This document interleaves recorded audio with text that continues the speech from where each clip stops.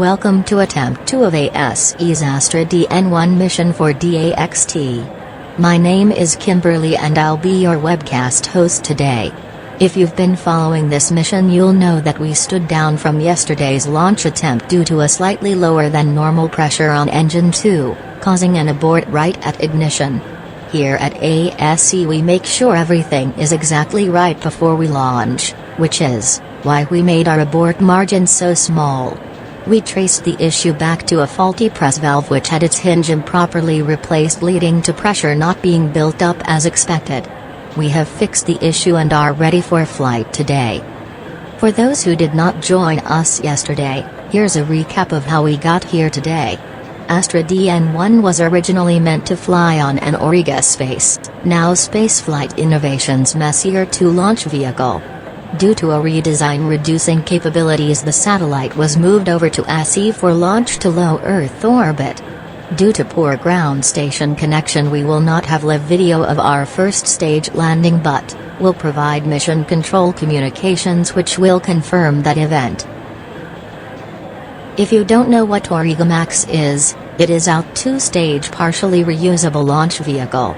We have a graphic here that shows the bottom two-thirds of the vehicle is the first stage booster, which is the part that returns to Earth to be reused on future missions.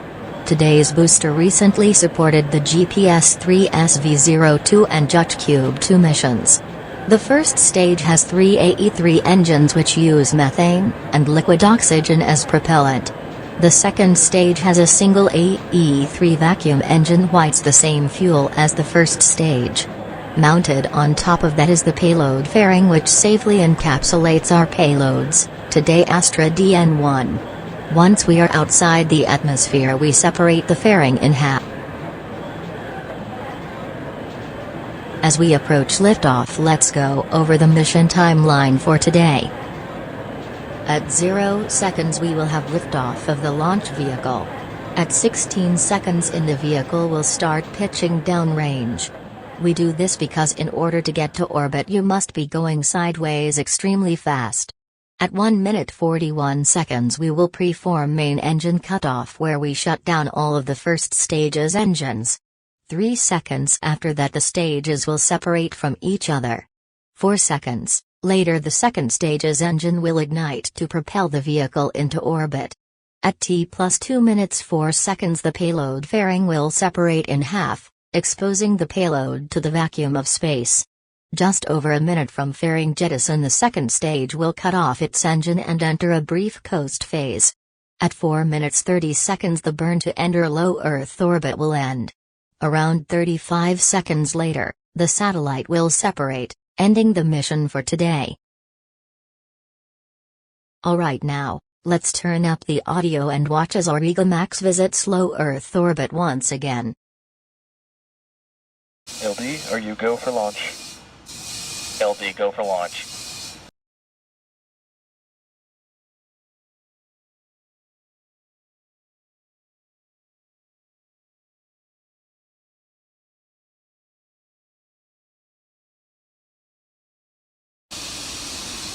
Ten, 9, 8, 7, 6, 5, 4, 3, 2, 1. Lift off.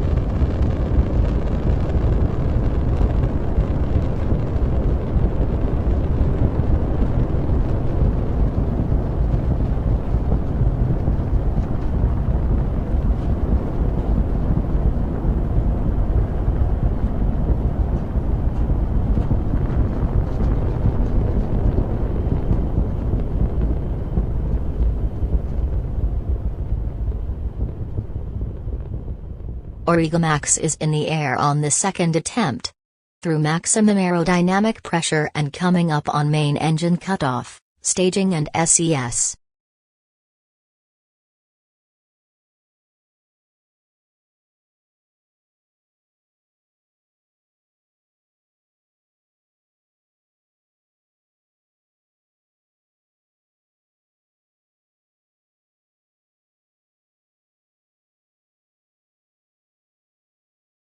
There was main engine cutoff, now waiting on staging and ignition.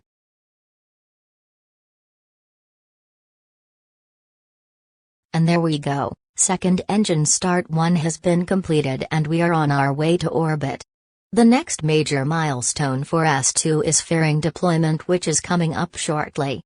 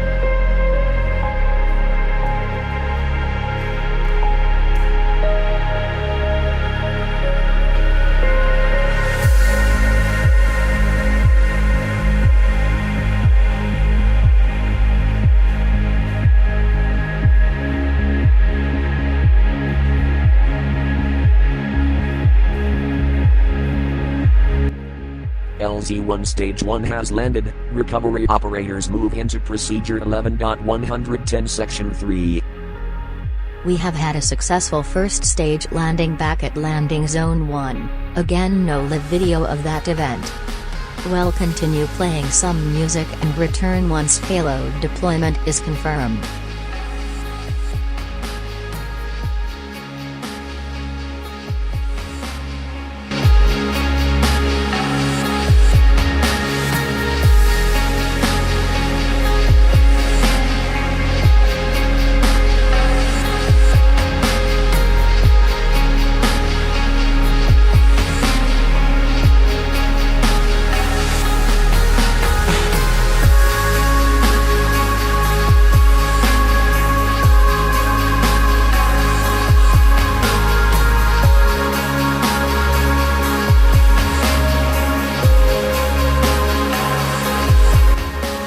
There we go again, AurigaMax puts Astra-DN1 into orbit, bringing today's mission to a close.